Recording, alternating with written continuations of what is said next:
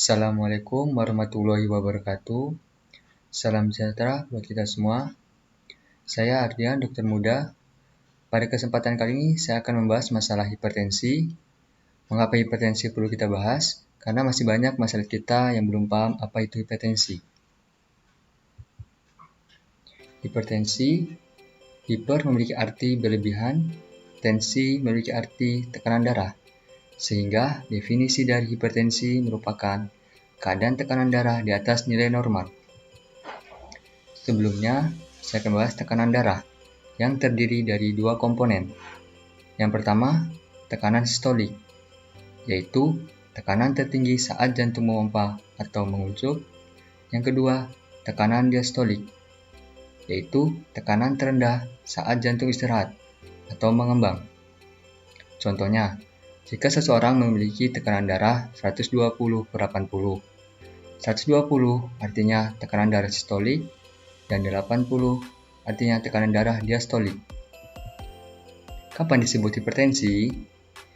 Bila tekanan darah lebih atau sama dengan 140/90 mm raksa dari 2 kali pemeriksaan terpisah dengan jarak 1 minggu. Diperiksa dalam keadaan santai dan tenang. Duduk 3-5 menit sebelum dilakukan pengukuran tekanan darah. Kantung kemih kosong, dianjurkan untuk buang air kecil terlebih dahulu. Dan hindari konsumsi kopi, alkohol, dan rokok minimal 30 menit sebelum pengukuran. Karena semua hal tersebut akan meningkatkan tekanan darah dari nilai sebenarnya. Klasifikasi hipertensi. Berikut beberapa kategori tekanan darah. Kategori optimal, tekanan darah sistolik di bawah 120 dan tekanan darah diastolik di bawah 80. Kategori normal, tekanan darah 120-129 untuk sistolik dan atau 80-84 untuk diastolik. Normal tinggi, 130-139 untuk sistolik dan atau 85-89 untuk diastolik. Hipertensi derajat 1, 140-159 untuk sistolik dan atau 90-99 untuk diastolik. Hipertensi derajat 2, tekanan darah 160-179 untuk sistolik dan atau 100-109 untuk diastolik. Hipertensi derajat 3, lebih atau sama dengan 180 untuk sistolik dan atau lebih atau sama dengan 110 untuk diastolik. Yang terakhir, hipertensi sistolik terisolasi, tekanan darah lebih atau sama dengan 140 untuk sistolik dan di bawah 90 untuk diastolik. Penyebab hipertensi.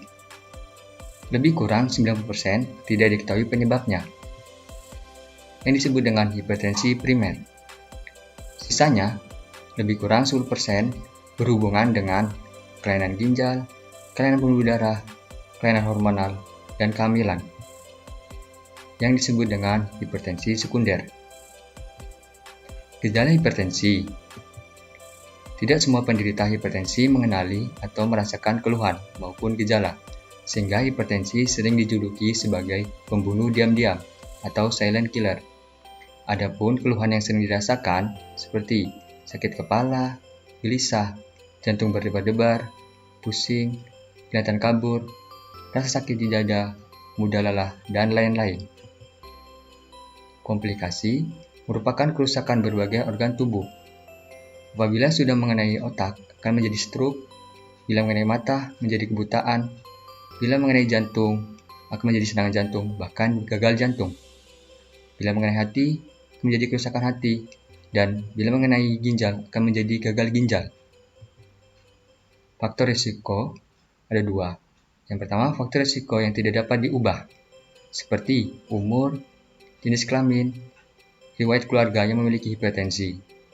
Yang kedua, faktor risiko yang dapat diubah, seperti merokok, kurang makan buah dan sayur, konsumsi garam berlebih, berat badan berlebih atau kegemukan, kurang aktivitas fisik, konsumsi alkohol berlebih, dislipidemia, yaitu kerusakan pada metabolisme lemak, stres. Tata laksana atau terapi.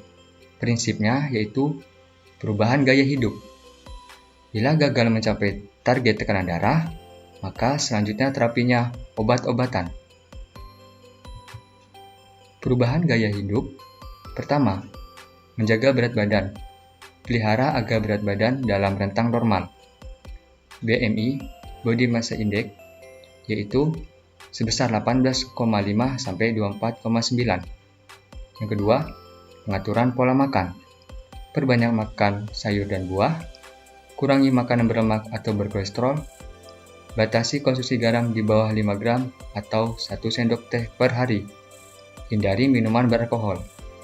Ketiga, olahraga. Olahraga teratur minimal 30 menit per hari. Misalnya, berjalan, renang, dan bersepeda.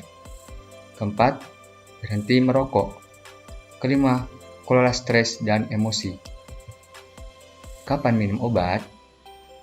Bila tekanan darah lebih atau sama dengan 140/90 mm reksa dan target tidak tercapai dengan perubahan gaya hidup selama 3 bulan.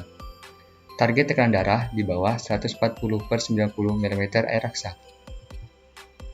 Strategi pengobatan. Pengobatan dalam waktu lama bertahun-tahun atau seumur hidup. Selanjutnya memerlukan kombinasi beberapa macam obat. Bisa 1 atau 2 bahkan lebih. Dan terakhir, obat-obatan harus yang dapat ditoleransi dan terjangkau. Jenis obat hipertensi. Berikut beberapa golongan obat hipertensi. Yang pertama, ACE inhibitor atau angiotensin II receptor blocker. Kedua, beta blocker. Ketiga, calcium channel blocker. Dan keempat, diuretik. Bagaimana deteksi dini hipertensi? Bila tekanan darah normal, yaitu 120/80 mm reksa, periksa tekanan darah minimal sekali setiap 1-2 tahun. Prehipertensi atau norma tinggi, yaitu 130/139/85-89 mm reksa, periksa tekanan darah sesuai anjuran dokter atau minimal sekali setiap tahun. Dengan faktor risiko seperti penyakit jantung, penyakit pembuluh darah, dan lain-lain, periksa tekanan darah sesering mungkin. Jangan lupa, pertama, tekanan darah hanya dapat diketahui dengan mengukurnya, bukan sekedar dengan keluhan ataupun perasaan. Yang kedua, kontrol tekanan darah secara teratur. Ketiga, jaga gaya hidup yang sehat. Keempat, minum obat secara teratur. Sekian penyuluhan mengenai hipertensi. Semoga bermanfaat buat kita semua. Terima kasih atas perhatiannya. Assalamualaikum warahmatullahi wabarakatuh. Salam sejahtera buat kita semua.